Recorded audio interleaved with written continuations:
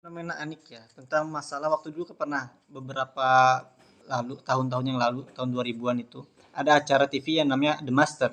Acara sulap-sulap itu ya, mulai booming sulap itu. Dari situ pernah diadakan Bahasul Masail dan menyatakan fatwa mengharamkan nonton The Master ataupun sulap karena dianggap sulap itu adalah sihir, bagian daripada sihir. Nah, sini saya ada di NU Online ya. Saya bacakan kembali beritanya. Jadi sejumlah pemimpin pondok pesantren di Jawa Timur mengharamkan tayangan The Master yang disiarkan salah satu stasiun televisi swasta. Fatwa pengharaman acara atraksi yang mirip sulap dan debus tersebut, bukan mirip, emang sulap dan debus ya, merupakan hasil dari pembahasan masalah atau basul masail yang digelar di pondok pesantren Abu Zarin di Kendal, Kecamatan Dander, Bojonegoro. Basul masail itu sengaja digelar untuk menyikapi tayangan The Master yang digandrungi oleh sebagian besar pemirsa televisi Indonesia. Acara yang pada sesi terakhirnya menampilkan adu ketangkasan antara Master Joe Sandi, dan Master Limbad, itu dianggap menyesatkan karena menampilkan atraksi-atraksi di luar taraf kekuatan manusia biasa, kalau ada. Basul Masail yang digelar dalam rangka Haul Kiai Haji Dimyati Adnan ke-19 itu diikuti oleh sejumlah perwakilan dari beberapa pondok pesantren, di antaranya Pondok Pesantren Abu Zarin, Pondok Al-Fatimah Bojonegoro, Pondok Lirboyo Kediri, Tanggir Tuban, Sidogiri Pasuruan, Langitan Tuban, Pondok Gilang Lamongan, dan Al-Khazini Sidoarjo. Khairul Rozi, koordinator pertemuan itu, mengatakan bahwa Basul Masail memutuskan bahwa tontonan The Master hukumnya haram. Oleh karena itu, warga masyarakat juga diharamkan menontonnya. Alasannya, elat pengharamannya ini yaitu kata Khairul, karena tontonan itu diduga melibatkan makhluk halus. Makhluk halus. Atraksi yang dipertunjukkan dalam acara tersebut diduga kuat. Ya zon, diduga kuat atas bantuan jin atau jenis makhluk halus lainnya, katanya kemarin. Apa yang dipertontonkan di The Master sangat tidak masuk akal dan di luar batas kemampuan manusia pada umumnya. Masa orang ditusuk benda tajam atau disetrum listrik berdaya tinggi tidak apa-apa? Ujar Khairul. Diduga kuat atraksi itu atas bantuan makhluk halus, tambahnya. Jangan komentar dulu. Oleh karena itu, Baslul Masail memutuskan tayangan tersebut haram lantaran mempercayai kekuatan lain selain Allah. Yang melihat acara itu juga berdosa karena ikut merasa senang atau ikut mempercayai kekuatan jin atau makhluk halus lain yang diduga membantu dalam atraksi. Ini yang percaya siapa nih? Si para kiai yang percaya atau para penonton? Ya, kata dia karena diduga dengan bantuan jin, makhluk halus, makanya diharamkan. Di sini penonton pun disalahkan karena yang melihat acara itu juga berdosa karena ikut merasa senang atau ikut mempercayai kekuatan jin. Ya, sama-sama mempercayai ini. Ya, jadi mereka dugaan kuat acara tersebut menggunakan makhluk halus atau makhluk jin, makanya diharamkan.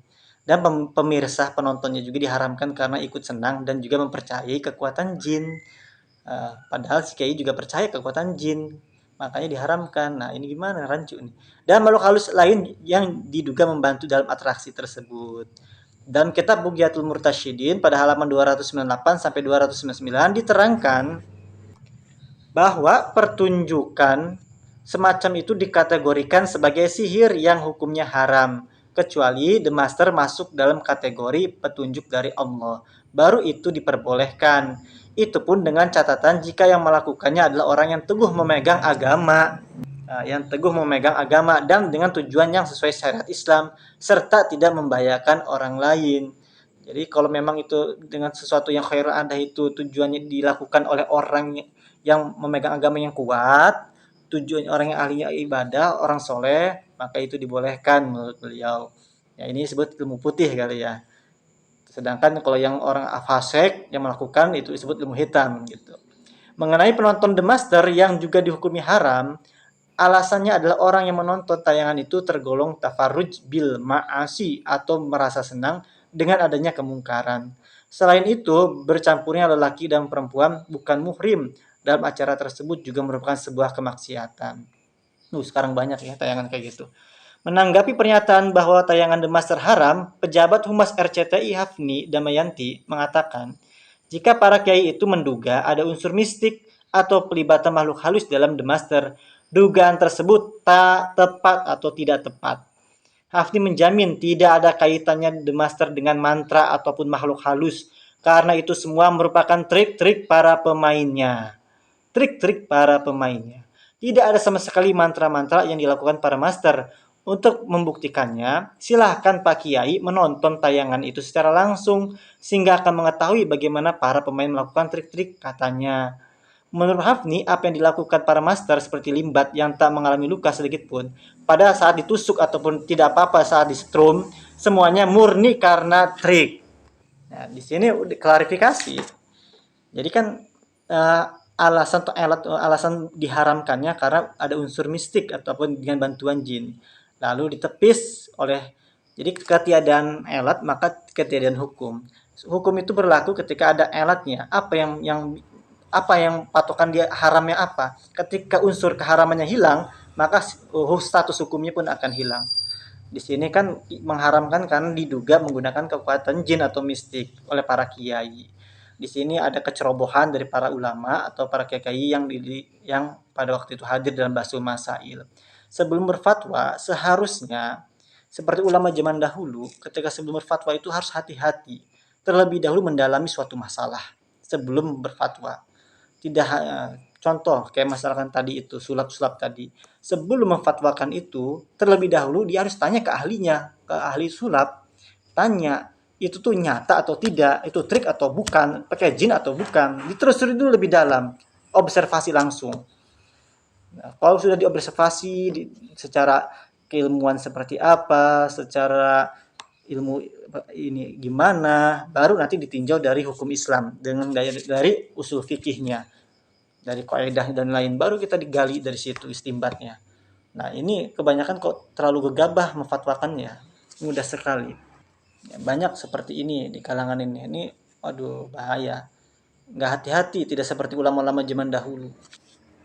Sekarang ini banyak orang berfatwa dengan sumber dari media massa, dari tontonan, dari video-video yang padahal dia tidak melihat secara langsung atau tidak observasi langsung. Ini tidak boleh sembarangan. Ditambah lagi orang-orang awam berani ikut-ikutan menghukumi. Masya Allah ya, zaman. Ya, jadi ini hanya kritik saja terhadap waktu itu. Jadi saat ini sekarang ini sama ini. Bulannya sulap itu termasuk daripada jenis sihir. Nah, adapun secara hukum maka itu tafsil. Tafsilnya maksudnya bagaimana? Kalau misalkan sulap ini tujuannya untuk menyakiti orang, untuk menipu, ya untuk menipu orang, untuk mencelakai orang atau sesuai yang di luar syariat Islam, melanggar syariat Islam, maka hukumnya haram. Apabila sulap ini tujuannya hanya sebagai media dakwah ataupun hiburan yang tidak melalaikan, nah itu hukumnya mubah. Tapi kalau hiburan sampai orang lupa ibadah, nah itu tetap hukumnya haram juga. Ya, jadi tergantung tafsil. Begitu juga dengan wafak. Wafak atau wifik ini juga kan ikhtilaf ulama. Di mazhab Syafi'i pun terikhtilaf. Ada yang membolehkan dengan syarat-syarat tertentu. Begitu juga dengan rajah tolasim. Kalau misalnya tolasim ini tidak diketahui maknanya, maka hukumnya haram. Apabila diketahui maknanya dan tujuannya baik atau tabaruk dengan Al-Quran dan lain, itu dibolehkan. Sebagian ulama seperti itu sebenarnya tetap mengharamkannya. Jadi kan ikhtilafiyah masalah itu. Nah, dan sekali lagi tidak selalu santet dan lain-lain. Nah, dan tidak selalu gaib jin-jin dan lain-lain. Nah, ini banyak yang gagal paham di masalah ini, termasuk para ulamanya sendiri. Nah, ini termasuk seperti apa ya? Ya karena zaman dahulu kan banyak tahayul, kurafat dan lain-lain yang sampai sekarang pun masih ada di kalangan kita yang mempercayai hal-hal yang sebenarnya zaman sekarang udah tidak ini lagi, tidak logis lagi. Awas jangan dipelintir, saya berarti tidak mempercayai jin, bukan, tetap saya percaya terhadap jin karena saya pernah melihat sosok penampakan, bukan hakikat jin ya, karena tidak ada satupun manusia yang bisa melihat jin kecuali Nabi Muhammad SAW. Tidak ada satupun. manusia, apu indigo dan yang tidak, itu tidak bisa. Yang bisa melihat jin hakikatnya manusia itu hanya Nabi Muhammad SAW. Sementara yang dilihat oleh para manusia pada umumnya ataupun anak kecil terutama yang sering diganggu itu adalah jelmaan-jelmaan ataupun yang ditakut-takuti gitulah. Dibuat halusinasi makhluk yang begini-begini, yang seram-seram dan lain-lain. Padahal wujud jin sendiri kita tidak ada yang tahu seperti apa. Apakah selalu seram? Belum tentu, bisa jadi imut, lucu, dan kita tidak tahu. Itu hal gaib. Ya, kita tidak tahu hal seperti itu. Apa bentuknya seperti kita, apa seperti kuman, virus. Orang Mu'tazilah kan mengatakan jin itu sebenarnya virus-virus itu yang tak terlihat oleh mata tapi ada. Itu Mu'tazilah ya. Di Ahlus Sunnah ya tidak seperti itu. Tetapi yang pasti jin itu tidak tidak ada yang tahu apa bagaimana rupanya. Cuman diciptakan oleh kita. Ada jin yang diciptakan manusia, ada jin hakikatnya gitu tuh. Yang hakikat kita hanya Allah yang tahu seperti apa wujud dan lain-lainnya. Jadi kalau ada penampakan itu sebenarnya bukan wujudnya, tetapi hanya jelmaan ataupun tipu daya untuk nakut-nakutin kita saja. Makanya kebanyakan anak kecil yang diganggu. Sampai gede dia masih meyakini hal tersebut padahal itu hanya ya tipu daya setan. Jangan takut dengan jin-jin dan lain-lain seperti itu. Awas, saya bukan liberal dan lain-lain, bukan. Nah, saya akan membahas sejarah yang waktu itu sihir album, sihir yang besar waktu itu pada zaman Fir'aun ya, Nabi Musa alaihissalam. Pada waktu Fir'aun mengundang para ahli tukang sihir yang terhebatnya, diundang ke situ dan masyarakat pun melihatnya termasuk Nabi Musa alaihissalam. Nah, pada saat itu para ahli tukang sihir ini melempar tali-tali yang berubah jadi ular. Nah, awas, dibaca lagi tafsirnya. Di sini sekali lagi, para tukang sihir itu sebenarnya dia itu bukan ketika dia tali-talinya itu sebenarnya dibentuk sedemikian rupa menyerupai ular, lalu dilumuri oleh bahan-bahan kimia khusus. Kalau saat ini nyebutnya gitu kimia. Kalau di sana mungkin ramuan dan lain-lain.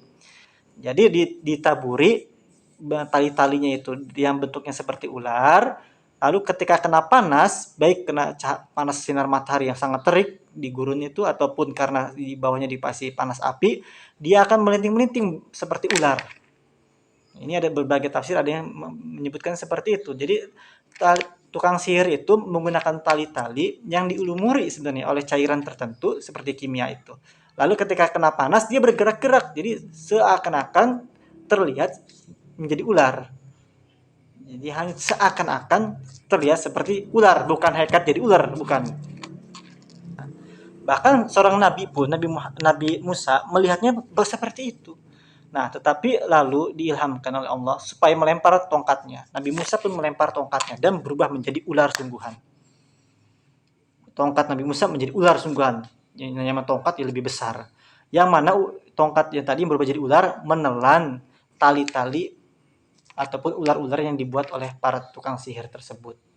Di sini para ahli tukang sihir yang hebat-hebat pun mengakui bahwasannya ini nyata, itu ada ular beneran. Makanya dia meyakini bahwa Nabi Musa itu ada seorang nabi dan rasul.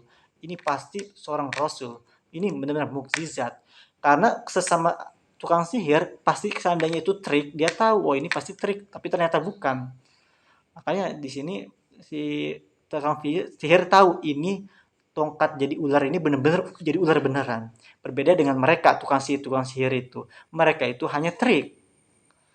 Nah, jadi orang-orang yang melihat tali jadi ular itu sebenarnya hanya ilusi aja, ilusi. Termasuk Nabi Musa pun terkena ilusinya seperti itu. Tetapi dengan mukjizatnya lalu menjadi ular beneran menelan tali-tali tersebut. Nah, ini belum ada robot ular dan lain-lain ya bisa menelan gitu.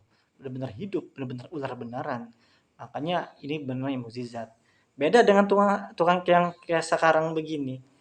Jadi jangan takut sama dukun. Dukun-dukun tuh sebenarnya, oh maaf ya, tukang-tukang ahli sihir, dukun-dukun di zaman Firaun itu, kalau sekarang mah disebutnya pesulap begitu. Pesulap-pesulap zaman dahulu. Ya, cuman sekarang lebih halus ya. Yang sulap itu untuk yang hiburan gitu. Sementara untuk menyakiti itu bukan sulap tapi dukun. Tapi sama sebenarnya hanya trik-trik saja. Seperti itu. Beda dengan mukjizat ataupun karohmah. Dan karohmah pun tidak bisa dijual perbelikan dan tidak bisa dipamerkan di umum dan lain-lain. Nah, ini banyak orang berhalu-halu sini, termasuk para santri dan kiainya. Ini banyak gagal paham. Mungkin entah dari mananya. Ingat ya, ilmu itu terus berkembang.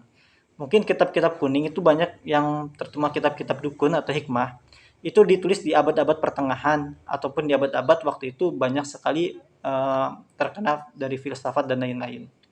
Di sana itu banyak sekali sejarahnya. Jadi, dengan seiringnya kemajuan teknologi ilmu pengetahuan, ada suatu hal yang pada waktu itu belum terjawab. Belum terjawab pada waktu itu, yang suatu saat nanti mungkin 100 tahun, 200 tahun lagi itu akan terjawab.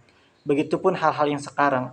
Ada yang sekarang belum dijelaskan, bukan berarti itu hal goib. Tapi belum saja ditemukan, baik teorinya ataupun hal-hal lainnya.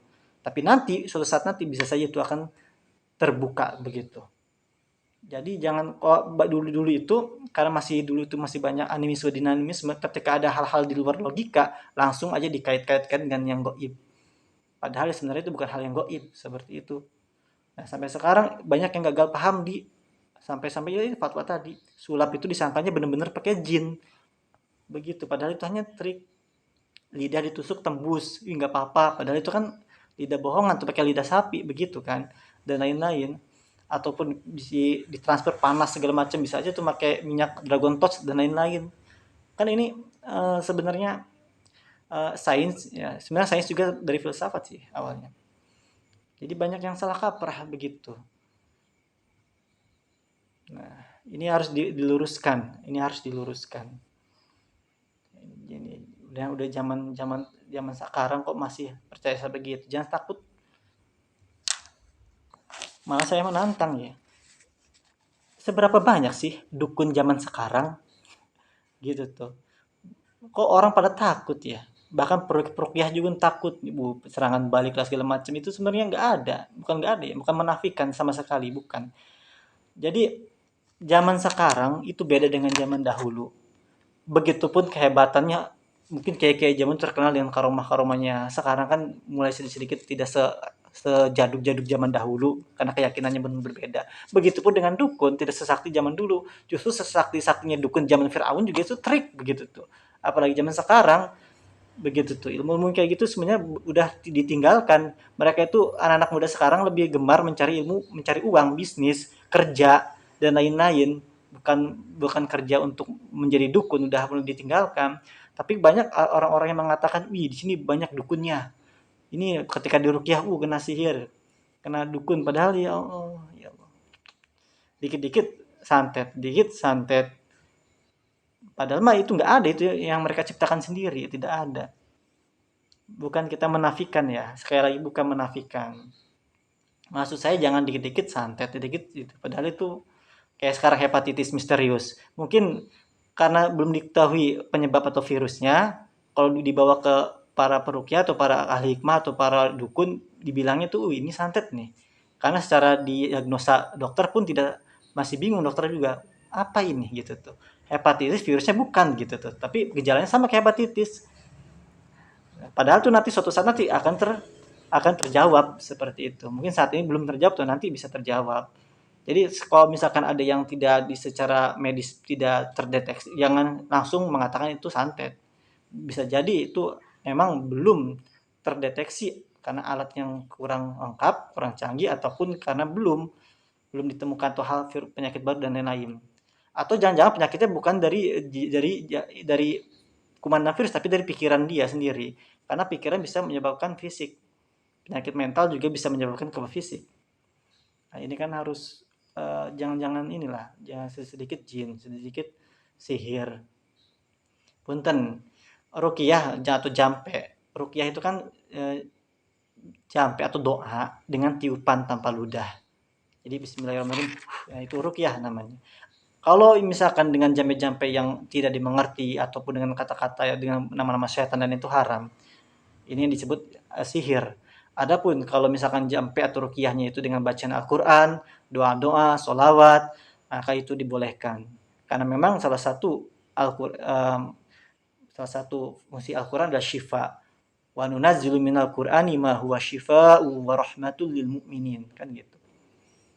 Ya kan, karena Al-Qur'an juga syifa. Nah, di sini ketika seorang muslim yang baik ketika mau minum obat atau ketika punya sakit baik rohani maupun jasmani, kalau memang dia penyakit-penyakit jasmani, maka harus disertai dengan atau disinergikan dengan herbal ataupun dengan obat. Jadi selain di ruqyah juga harus pakai herbal begitu untuk penyakit medis. Kalau penyakit-penyakit yang diduga non medis atau psikis, maka itu tidak perlu pakai herbal juga bisa. Seperti itu. Makanya ada klasifikasinya kan, ruqyah untuk penyakit medis, ruqyah untuk non medis. Cuman sekali lagi yang non medis ini jangan selalu jin, jangan selalu sihir gitu tuh. Non medis ini bukan berarti tidak masuk akal, bukan. Nah, seperti itu. Termasuk ya ketika kita air putih bacaan Fatihah, kita kan doa itu ditiupkan dengan barokah ini. Lalu sembuh penyakit itu, nah itu bisa saja. Karena yaitu yang menyembuhkan, yang memberi penyakit itu Allah. Allah yang menyembuhkannya, bukan bacaannya, tapi Allah yang menyembuhkan. Oleh karena itu, ketika ada orang yang diruqyah, dia muntah-muntah, dia uwe-uwe dan itu sebenarnya sugesti. Kalau kalau kebanyakan seperti itu. Kenapa? Karena ketika sebelum diruqyah dengan metode sekarang ya, bukan zamannya Nabi. Metode sekarang kan pakai kresek plastik. Ketika orang udah megang kresek, wah ini berarti buat muntah, ini buat tadahan muntah. Itu sebenarnya sugesti nonverbal dari secara ilmu hipnosisnya.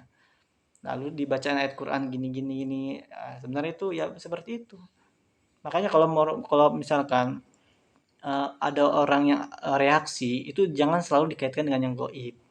Karena sebenarnya bukan seperti itu. Banyak kiai di rukyah WW, sebenarnya bukan karena dia diganggu jin, bukan. Karena ada hal tersugestinya juga. Adapun yang kesurupan, ya, fenomena kesurupan ini harus dikaji lagi oleh para ulama. Di zaman para nabi itu yang kesurupan itu nggak kayak sekarang begini. So sekarang ini macam-macam, ular lah jadi macan, apalagi santri. Kebanyakan santri itu kalau kesurupan jadi macan. Kenapa? Karena selama ini selalu di apa ya, disugesti oleh tanpa sengaja, tanpa sadar. Ketika itu ada yang namanya khodam jin, macan putih dan lain-lain. Dia sudah dengar-dengar kayak begitu. Yang kedua, di Indonesia ini kan ada hewan-hewan buas, masuk harimau Sumatera, harimau Jawa dulu itu. Yang ketiga, di zaman Nabi sendiri pernah ada seorang yang ketika yang mencelakai Nabi Muhammad, lalu di samping kanan kirinya ada wujud harimau di situ tuh. Setiap mau mendekat, harimau itu mau menerkam. Makanya itu, wah ini nggak berani. Nah itu kan zaman Nabi ya, itu kan mukjizat. Beda dengan bukan bukan berarti khodam ini harus, bukan seperti itu. Nah, ketika santri kebanyakan saya sendiri, santri-santri saya sendiri itu, ketika di Ruqyah, kebanyakan jadi macan, bahkan semuanya. Kenapa? Karena ya tadi pengaruh sugesti tadi. Karena dia tuh macan tuh makhluk yang buas. Jadi itu dia tuh hebat. Jadi yang macam-macam saya begitu tuh. Dan kebanyakan juga orang-orang yang tadinya pendiam, yang sering dibully oleh teman-temannya, itu kalau kesurupan jadi macan itu. Kebanyakan orang pecundang-pecundang itu yang jadi macan. Kenapa? Hampir setiap santri, ustadz, nah kalau kesurupan pasti jadi macan. Pasti itu, lucu. Lucu jadi macan. Yang paling lucu itu kalau ada yang posting atau ada yang menawarkan, ya punten nih, punten. Punten sekali lagi. Ada yang menawarkan yang ilmu hikmah ya. Pengisian khodam macan putih, naga emas, kera, segala macam lah. Masya Allah. Itu tuh halu nih, parah halunya. Kalau misalkan khodam naga itu naga versi apa? Versi Cina apa versi Barat? Kalau naga versi Cina itu kayak ular begitu naganya. Kalau naga versi Barat kayak Godzilla gitu. Versi mana nih khodam naga itu? Dari mana itu? Aduh, ngarang-ngarang, aduh. Pengisian sakti kebal dan segala macam-macam itu ada itu. Memang ada kitab-kitabnya untuk gini-gini. Coba pikiran sekarang. Kalau memang begitu ya, postingnya jangan di santri-santri, jangan di pesantren-pesantren dong. Pemasarannya harusnya ke para TNI, Polri situ tuh.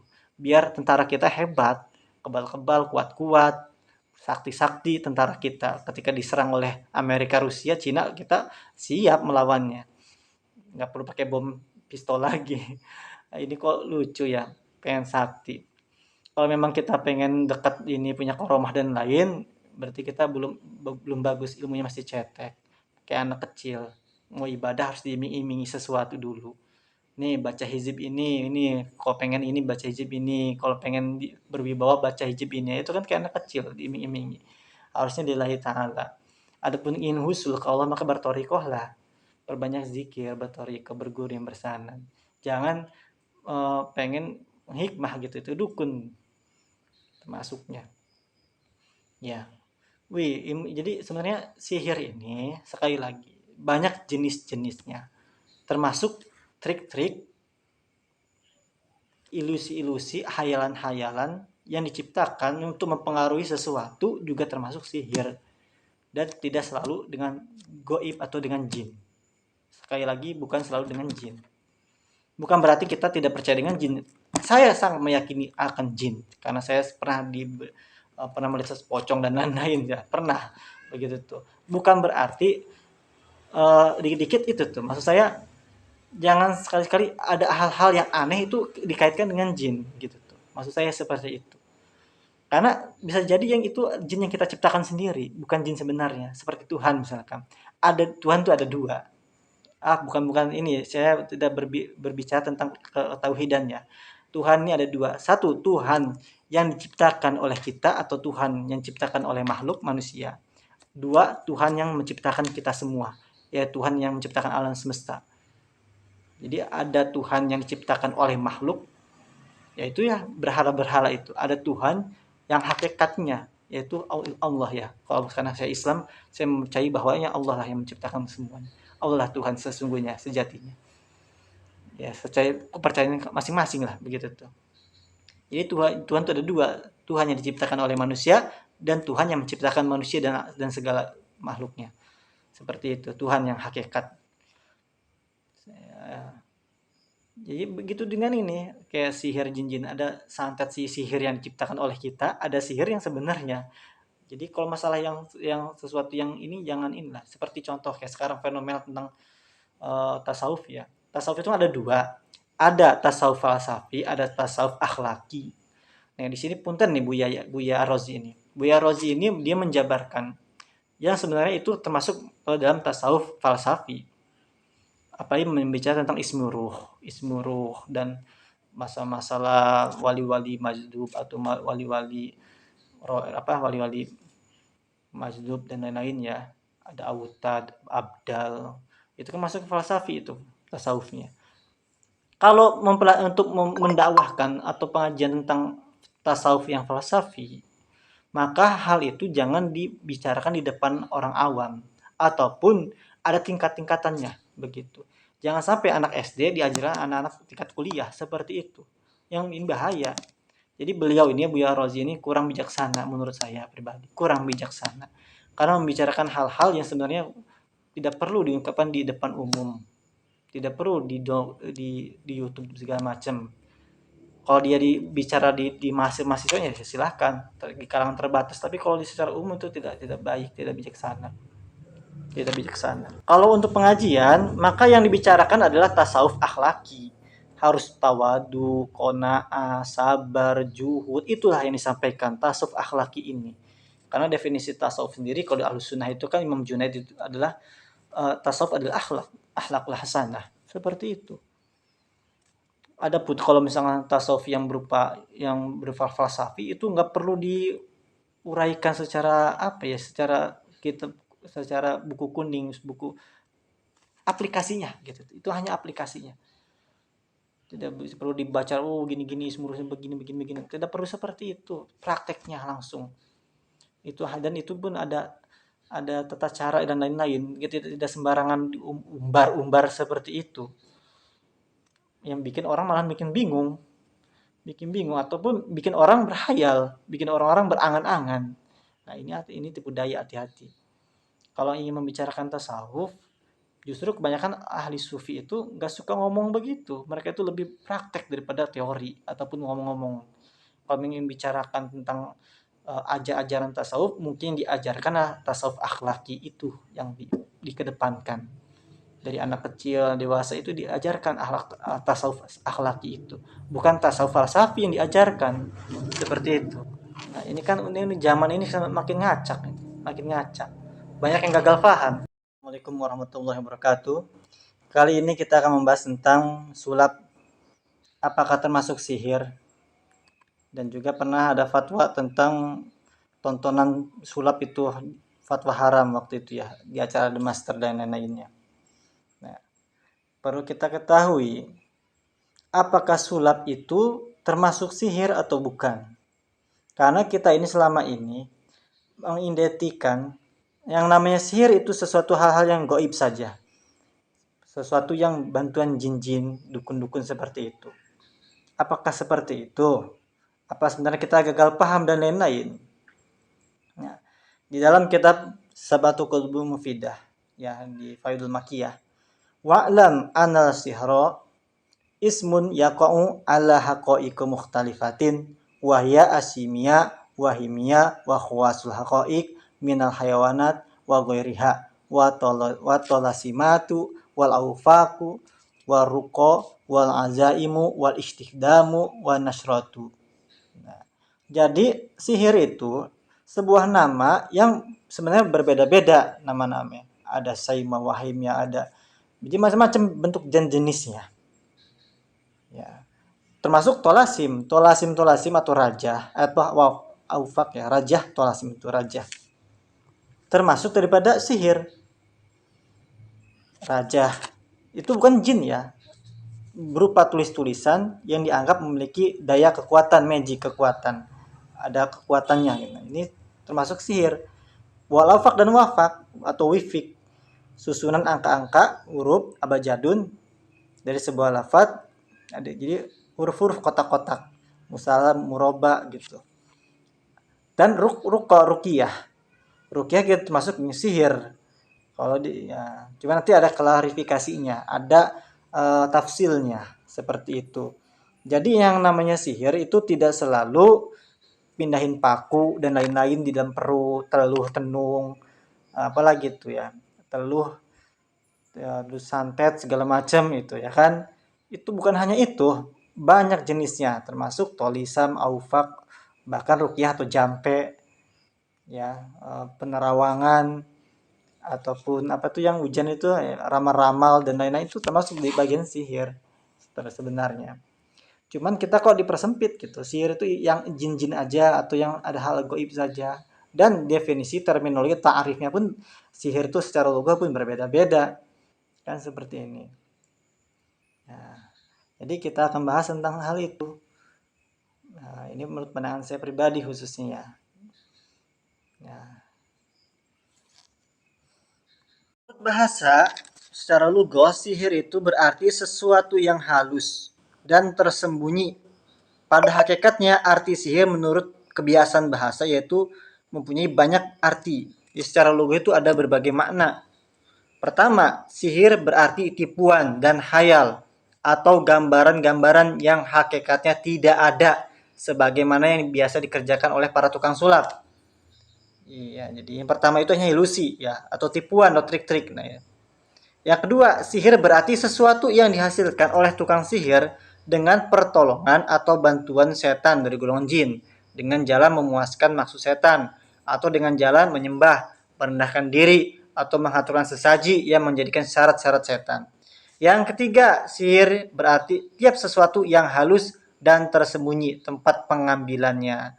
Dari tiga terminologi ini kebanyakan sih orang itu menganggap sihir itu dengan terminologi nomor 2, yaitu sesuatu yang dihasilkan oleh tukang sihir dengan pertolongan bantuan setan. Padahal secara lugu aja sihir itu ada bagi 3 makna.